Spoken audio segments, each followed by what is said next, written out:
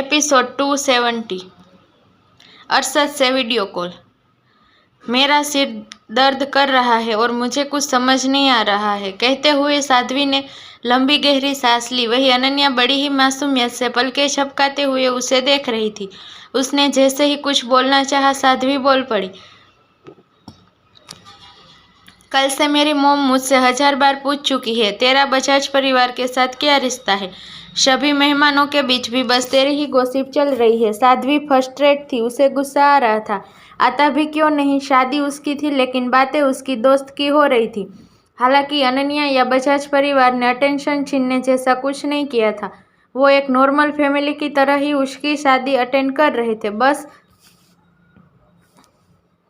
उनका अनन्या के प्रति लगाव ने दूसरों का ध्यान खींच लिया था।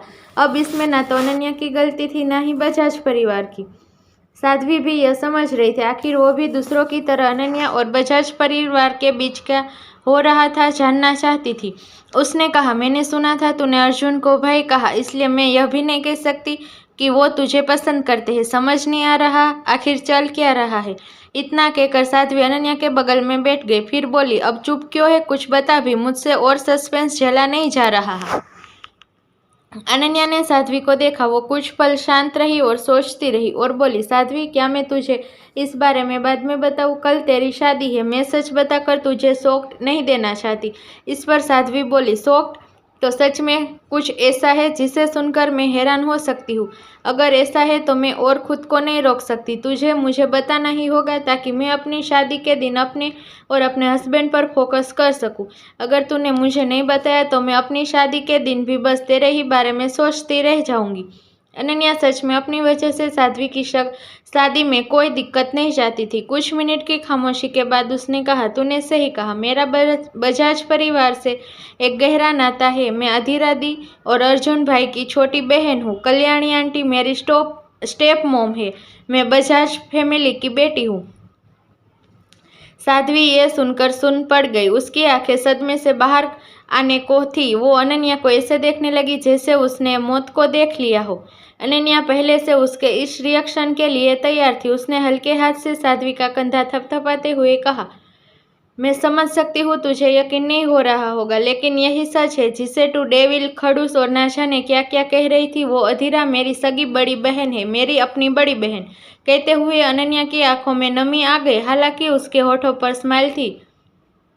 उसने कहा, अर्जुन भाई मेरे बड़े भाई है और कल्याणी आंटी वो मेरी सगी माँ तो नहीं, लेकिन उन्होंने मेरी बहन को सगी बेटी से भी बढ़कर प्यार दिया है।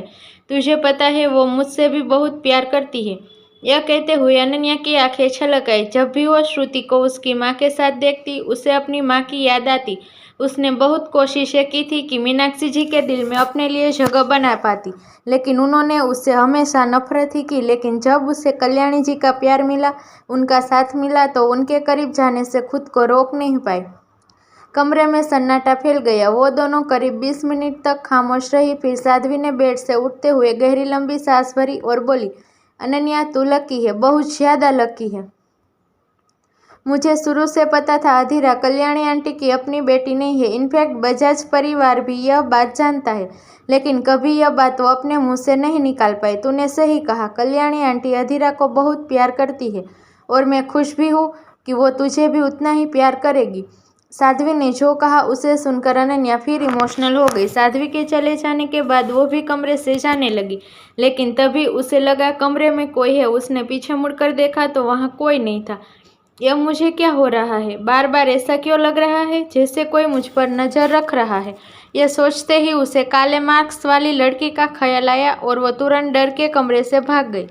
उसके जाते ही कबर्ड के अंदर छिपकर बैठी लीना बाहर आई। कमरे में जो भी बात हुई थी उसने सब सुन लिया था और इस वक्त वो बहुत गहरी सोच में थी। उसने फोन ऑन किया और कुछ टाइप करने लगी, लेकिन फिर कुछ सोचकर वो रुक गई।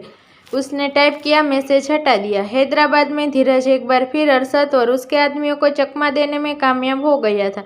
यह दूसरी बार था जब किसी इंसान ने अरशद को इस कदर परेशान कर दिया था।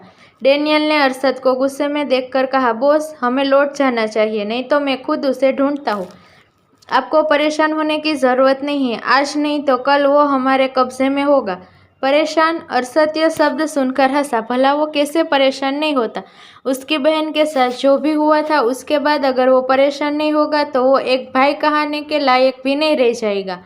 भले ही उनकी आपसी संबंध अच्छे नहीं थे, वो उस इंसान को सजा देना चाहता था जिसने उसकी पत्नी को किडनैप करने का साहस किया।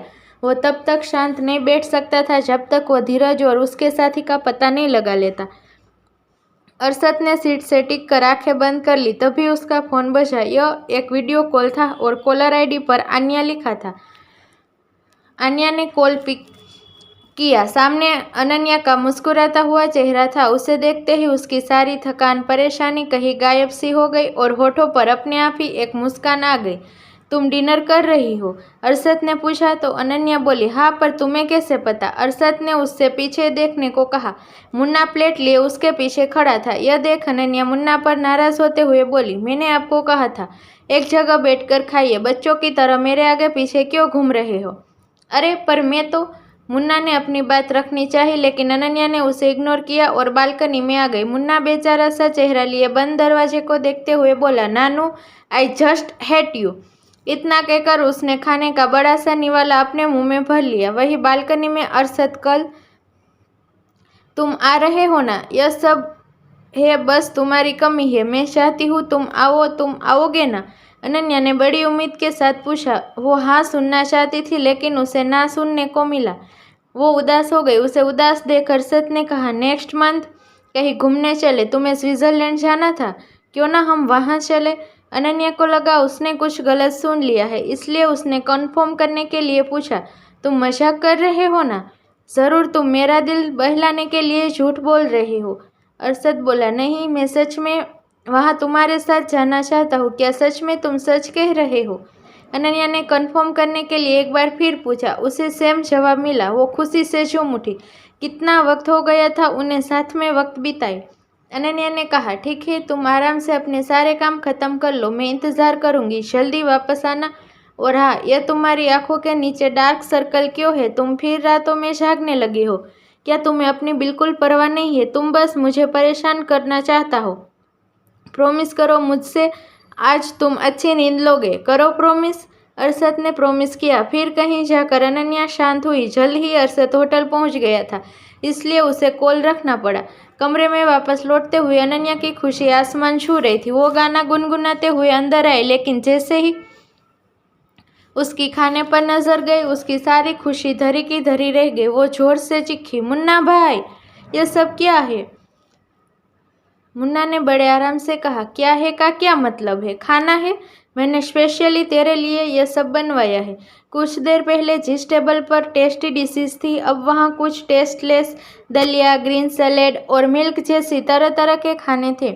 मुझे यह सब नहीं खाना, अनन्या ने कहा तो मुन्ना बोला, नानू, भूल गई आज क्या हुआ था? तेरे हाथ में एलर्जी के रिएक्शन देखने को मिले थे। यह सुनकर अनन्या का मुंह बन गया। उसने थोड़ी देर मुन्ना को घूरा, फिर कमरे में जाते हुए बोली, मैं जा रही हूँ अपने पसंद का खाना खाने। मैं अब और यह सब नहीं खाऊंगी।